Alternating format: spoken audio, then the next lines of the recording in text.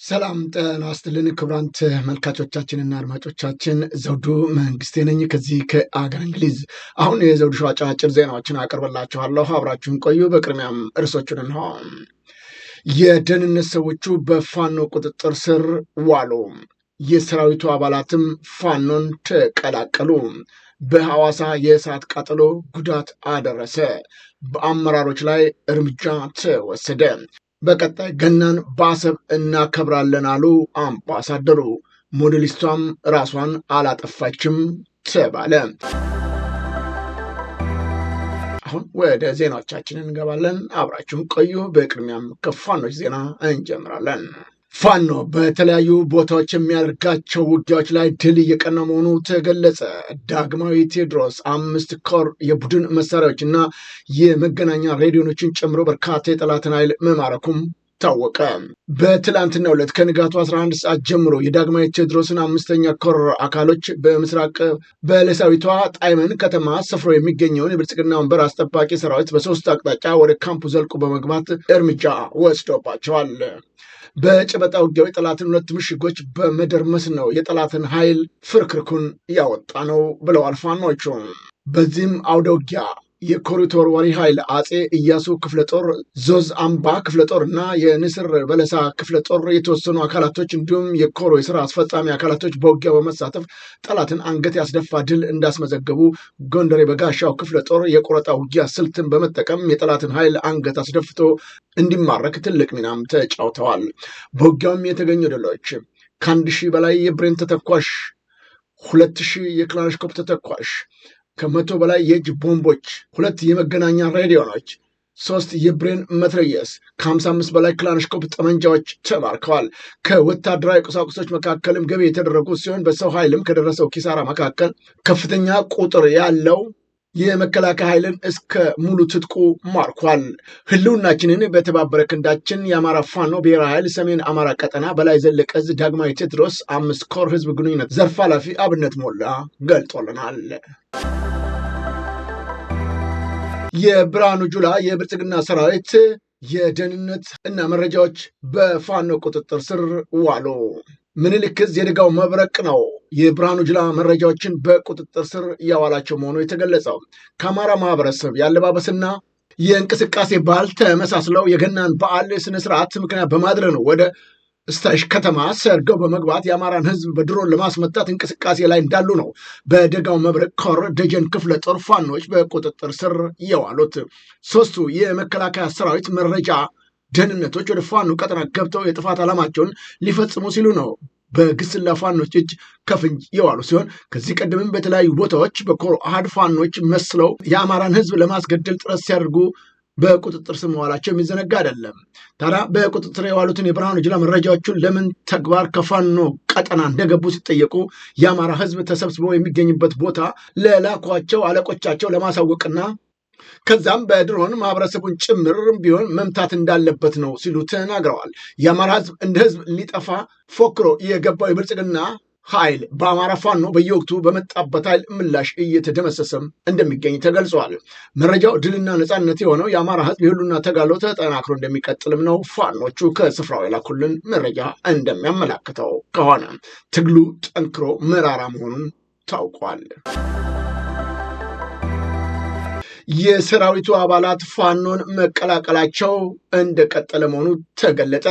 ፍጋት ከተማ መሽጎ ካለው ሰራዊት አባላት መካከልም በአማራ ፋኖ ብሔራዊ ኃይል ምዕራብ አማራ ቀጠና ቴዎድሮስ ዕዝ 105ኛ ኮር 55ኛ ክፍለ ጦሩን መቀላቀላቸው ነው የተገለጸው። ፋኖን የተቀላቀሉት አባላትም ከ304ኛ ኮር በለጠ መልካሙ 99ኛ ክፍለ ጦር 5ኛ ሻለቃ 4ኛ ጋንታ አባል ጀማል አለሙ ይመረ 99ኛ ክፍለ ጦር 5ኛ ሻለቃ 2ኛ ጋንታ የነበሩ መሆናቸውም ታውቋል። አባላቱ እንዲህ በማለት ምስክርነታቸውንም አጋርተዋል። ጸረ አማራ ስርዓት በአማራ ክልል በመከላከያ ስም ያሰፈረው ኃይል ሴቶችን በጅምላ ሲደፍር፣ ንጹሐንን በጅምላ ሲረሽን፣ የሃይማኖት አባቶችን ሲገድልና በየቀኑ የአማራ ህዝብ ንብረት ሲያወድም በአይናችን ስናይ ስላልቻን ወደ ፋኖ መቀላቀል ችለናልም ብለዋል።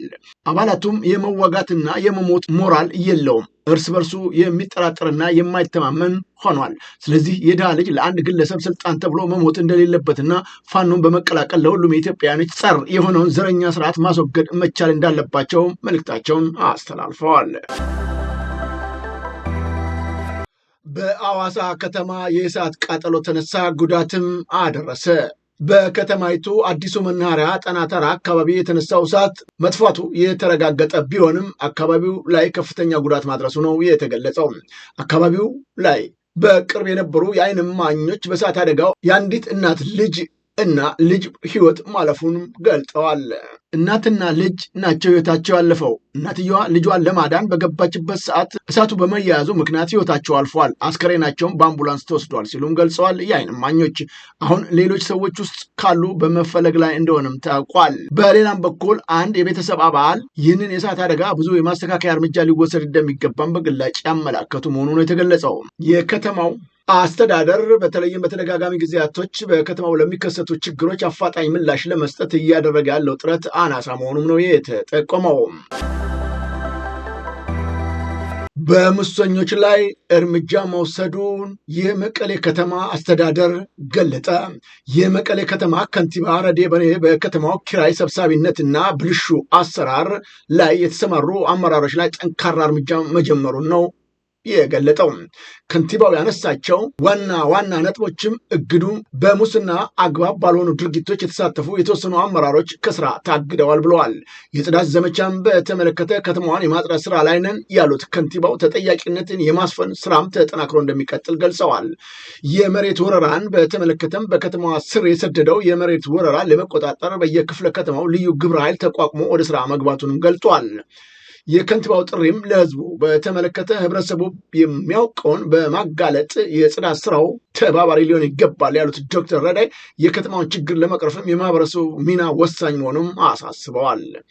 በትግራይ ክልል እየተደረገ የሚገኘው የመንግስት አስተዳደሩ ጠንካራ ሆኖ ባለመገኘቱ ምክንያት ግለሰቦች ክልሉን ሀብትና ንብረት ለግል ፍላጎትና ጥቅማቸው እየዋሉ መቀጠላቸው ነው እየተገለጸ የሚገኘው።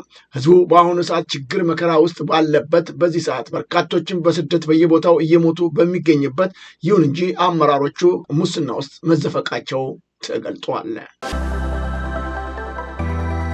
አምባሳደር ዲና ሙፍቲ የቀጣዩን ዓመት ገናን በታሪካዊው የባህር በራችን አሰብ ወደብ ላይ በእርግጠኝነት እናከብራለን ሲሉ ገልጸዋል። የኢትዮጵያ ህዝብ ህዳሴን አይቻልም እየተባለ አርጎታል። የኢትዮጵያ ህዝብ አድዋን የሚያክል ጀብዱ የፈጸመ ነውና ቀጣይ ዓመትም ታሪካዊ ባህር በራችንን አሰብ ወደብ ላይ እንመልሳለን ሲሉም ነው የተናገሩት አምባሳደሩ። ይሁን እንጂ አምባሳደሩ ይህንን ሉዓላዊ ሀገር በሆነችው ኤርትራ ላይ በምን መልኩና እንዴት አድርገው የገናን በዓል ሊያከብሩ እንደሚችሉ የገለጹት ነገር ባይኖርም፣ ይሁን እንጂ የብልጽግና ሰዎች ዕለት በዕለት እየወጡ በኃይል በአመፅ በጉልበት በፈለግነው እናደርጋለን የሚሉት እንቅስቃሴ የትም አያደርሳቸውም። የኢትዮጵያ ህዝብ ከዚህ በኋላ እነሱ በሚፈልጉት መንገድ የማይጓዝ መሆኑን ሊያውቁት ይገባል ሲሉም አንዳንድ አስተያየት ሰጪዎች የአምባሳደሩን ንግግር አጣጥለውታል። ቀኒን አዱኛ ተገድላለች እንጂ ራሷን አላጠፋችም አሉ ቤተሰቦቿ። አስከሬኗንም ከፍቻቸዋለሁ የሚለው ወንድሟም በግልጽ አስረድቷል። የቀኒን አዱኛ አሳዛኝ የህልፈት ዜና አሁንም መላው ህዝብን እያስቆጣ ባለበት ወቅት ነው።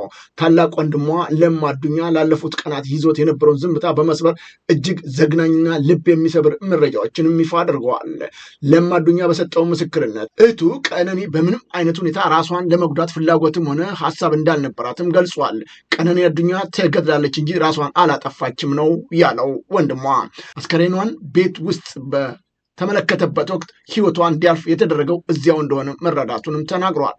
የቀነኒ አስከሬን በያኔት ሆስፒታል በኩል አልፎ ወደ ሚኒሊክ ሆስፒታል ሲወሰድ ቤተሰቦቿ ሳዩ በሚስጥር ሊቀበር ታቅዶ የነበረ ቢሆንም እሱ ግን በጉልበት ሳጥኑን ከፍቶ ለመመልከት በቻለበት ወቅት ነው እህቱ ላይ ምንም አይነት ጭረትም ወይም የተሰበረ አጥንት አለመኖሩን አረጋግጧል። ለምን እኛ ሳናይ ሊቀብሯት ፈለጉ የሚለውንም ጥያቄ እስካሁን መልስ ያላገኘ ሲሆን የመንግስት አካላት ቤተሰቡ ዝም እንዲል ጫና ሲደረጉባቸው እንደነበረና አሁን ግን እውነታውን ለዓለም ይፋ መሆን እንዳለበት ድምፁን ለማሰማት መወሰኑን ለማ አዱኛ አስታውቋል። ሌላው እጅግ አሳሳቢ ጉዳይ እውነቱን አውጥቷል በሚል ወንድማችንም ሊበን አዱኛ ይህንን አደጋ ላይ መውደቁን ነው የገለጸው። በወቅቱ ያየውን ወንድሟ እንዲህ ሲል ተናግሯል። ዘመዶች የሉም ሲባል ዘመድ እዚህ የላትም፣ ገጠር ነው ያለው የእሷ ዘመድ ያሉት። ስለዚህ ቅርብ ዘመድ የላትም ብለው እኛ እንዳናይ ያደረጉትን ነገር እንዳናቅ ሸፋፍነው ከመጀመሪያው ከያኔት ሆስፒታል ወደ ሚኒሊክ ራሱ ስንሄድ ሚኒሊክ እኛን ሳያሳዩ ሁሉን ነገር ጨርሰው እንድትቀበር ነበር የተደረገው። ይሄን ያደረጉ ሰዎች እኛ እሷ ታማለች ብሎ ያማከሩን ነገር የለም፣ አላማከሩንም። እና መታወቅ ያለበት ነገር ምንም የሚሸፋፈነው ነገር የለም። እስካሁን ዝም ብለን ቁጭ ያልንበት ምክንያት አንዱ መንግስት በእጁ ይሄን ጉዳይ ይዞ መንግስት እየተከታተለው ስለሆነ መንግስት እጅ ያለ ጉዳይ ነው ብለን ነው። አሁን ግን እነግራቸዋለን ያለውን ነገር። እኔ አስከሬኗን ከፍቼ ነው ያየሁት። አስከሬኗ ላይ ምንም አይነት ስብራትም ሆነ ደምም ሆነ የተለያየ ጉዳት አልደረሰም። ከዛም ያክል ፎቅ ላይ የወደቀ ሰው ደግሞ ማለት ነው ይሰባበራል፣ ብዙ ነገር ይደርስበታል። ስለዚህ ማለት ነው አንዱ ቀነኒ ቤት ውስጥ ነው የሞተችው። ቤት ውስጥ ሞታ ነው አቅፈው መሬት ጥለው አወርደው እንደዚህ ሞተች፣ ራሷን ጣለች የሚሉት እንጂ እሷ እንደዚህ አይነት ሀሳብ ላላቸው ሰው እንኳን መድኃኒት ነች። በሌላም በኩል ታናሽ ወንድሟን ጉዳዩን በተመለከተ እሷ ራሷን አላጠፋችም ተገላ ነው የሚልም የተለያዩ መረጃዎችንም አካፍሏል። እንዲህ በማለት መጽሐፍ ቅዱስ ይዛ በጣም ማለችለት፣ እኔ አይደለሁም እናቴ ትሙት ምናምን ብላ ማለችለት ቀነኒ። ከዛን አንቺ ነሽ ምናምን አላት። ከዛን ወደ እንትና ዞረ፣ ሚጣ ጠይቃት። ሚጣ እሷ አይደለችም ምን ሆነ አንዷ ማለችው። ከዛ እኔን ጠይቀኝ፣ እሷ አይደለችም ስለ ጊዜ ከሷ ላይ ይዞ የነበረውን ሽጉጥ ወደ ሸተሩ አዙሮ ሸተር ላይ ተኮሰዋል። እሱንም ፎቶ ላደርግላችሁ እችላለሁ። አሁን ምናልባት ላላገኘው እችላለሁ። ካገኘሁት ግን አስቀምጥላችኋለሁ። ከዛ ቀጥሎ እያንዳንዱ ነው ማሳያችሁ። ከዛን ይሄኛው ፎቶ አለ። ይሄ ፎቶ ማለት አንዷለም ጎሳ በኢሬቻ ኮንሰርት ላስት ታይም ያደረገው ከዛ በኋላ ከተመለሰ በኋላ በሆነ ብር ምክንያት ከሌላ ሰው ጋር ተጋይቶ በሱ ሰበብ እሷ ሊደበደባት። ፍትህ በተገቢው ወቅትና ጊዜ መሰጠት ሲገባው እንዲህ አይነት ወንጀል ተግባር ተፈጽሞ መረጃዎች ተሟልተው ቀርበውለት ያለው የፍትህ አካል ግን አሁን በሽማግሌ በአባ ገዳዎች ጉማ ለመስጠት ያደረገው ጥረት ፍትህ በኢትዮጵያ ምን ያህል መውደቁን አመላካች ነው ብለዋል በርካቶቹም። አሁንም ቢሆን ለሟችቷ ህግ አስፈላጊውን ክትትል በማድረግ ወንጀለኛውን ለህግ ማቅረብም ይጠበቅበታል ተብሏል። አሁን ወደ ውጭ ዜና እናመራለን። በኬንያ ለማቋረጥ ለ79 ሰዓታት ዛፍ ያቀፈው ፓስተር በመጨረሻ ራሱን ሳተ። የ30 ዓመቱ ፓስተር ጂም እሁድ ዕለት ነው ያለማቋረጥ ለ80 ሰዓታት ዛፍ የማቀፍ ውጡን ነድፎ ዛፍ ማቀፍ ቢጀምርም የ80 ሰዓታት ኢላማው ሊያሳካ 20 ደቂቃ ሲቀረው ራሱን መሳቱ ታውቋል። ከሳምንታት በፊት ትሩፊና ሙትኒ የተባለችው ኬንያ ለ72 ሰዓታት ዛፍ ማቀፏ ሲታወስ የዚች ወጣት የ48 ሰዓት የዛፍ ማቀብ ሪከርድ በጊነስም ተመዝግቦላታል። የሙትኒን የ72 ሰዓት ሪከርድ በጊነስ በመጽደቅ ገና ሂደት ላይ ሳለ ፓስተር ጂማ ሪከርዱን ወደ 79 ሰዓት ከ40 ደቂቃ ከፍም አድርጎታል። ፓስተሩ ዛፍ የማቀፍ ተግባሩን የፈጸመው በአካባቢው የካንሰር በሽታ ንቃትን ለመጨመር ነው ብሏል። ፓስተሩ ሰውነቱ በመድከሙ ዝሎ ራሱን ስቶ ሆስፒታል ቢገባም አሁን በመልካም ጤንነት ላይ እንደሚገኝም ታውቋል። የሪኮርዱ ባለቤት ሙትኒ ራሷን በቦታው በመገኘት ለፓስተሩም ድጋፍ ስትሰጥ ነበርም ተብሏል። በኦንላይን የማጭበርበር ስራ ቀዳሚው ሰው ለቻይና ተላልፎ ተሰጠ። የማያምር ወታደር ባለፈው ጥቅምት ወር ነው በታይላንድ ድንበር በሚገኘው የማጭበርበሪያ ካምፕ ኬኬ ፓርክ አምርቶ እርምጃ መውሰዱን እና ስራ ማስቆሙን ቢገልጽ በሌሎች የሚያምር አካባቢዎች ግን የማጭበርበር ስራው ተጧጥፎ ቀጥሏል ነው የተባለው። የትርፍ ጊዜ ስራ ትሰራላችሁ በሚል የተሳሳተ መንገድ ተታለው ከመላው ዓለም ክፍል የተወሰዱ ሰዎች በካምፖቹ ተገደው የማጭበርበር ስራ እንዲሰሩ ይገደዳሉ።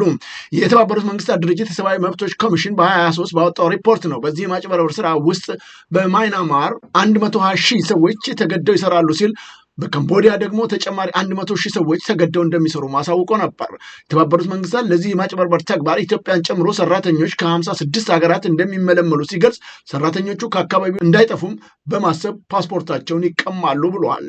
ዋነኛው አጭበርባሪ ከሚባሉት መካከል የሆነው ቼንጂ የቻይና ተወላጅ ሲሆን የካምቦዲያ ዜግነቱን ባለፈው ጥቅምት ወር ከተነጠቀ በኋላ ነው በዚህ ሳምንት ለቻይና ተላልፎ የተሰጠው። ቻይና በማጭበርበር ተግባር ከዚህ በፊት የያዘቻቸው ሰዎችን በሞት ፍርድ ስትቀጣ እንደነበረ የሚዘነጋም አይደለም። ክቡራን ተመልካቾቻችንና አድማጮቻችን ለአሁኑ ያቀረብኩላችሁ የዘውዱ ሾው አጫጭር ዜናዎች እነዚህን ይመስሉ ነበረ። በቀጣይ ዝግጅታችን እስከምንገናኝ የዘውዱ ሾው ሚዲያን ሼር፣ ላይክ እና ሰብስክራይብ በማድረግ ወዳጅ ቤተሰቦቻችን እንድትሆኑ በማክበር እንጋብዛለን። ዜናዎቻችንን በቃን። ከዜናዎቹ ጋር አብሬያችሁ የነበርኩት እኔ ዘውዱ መንግስት የነበርኩ። ጤና ይስጥልኝ።